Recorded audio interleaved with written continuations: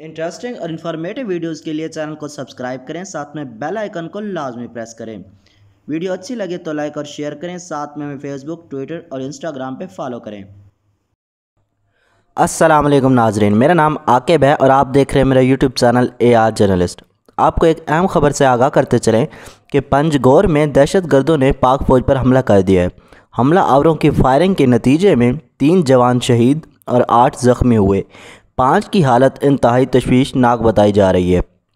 तफसीलात के मुताबिक बलूचिस्तान के इलाके पंजगोर में दहशतगर्दों की जानिब से पाक फ़ौज के काफ़िले पर हमला किया गया है।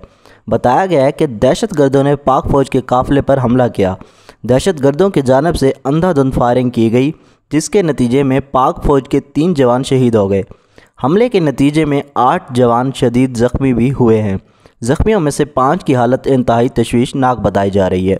ज़ख्मियों को फौरी तौर पर अस्पताल मुंतकिल कर दिया गया है। दोस्तों, आज के लिए इतना ही। मैं मिलूँगा आपसे एक नई वीडियो के साथ, तब तक के लिए अल्लाह हाफ़िज़।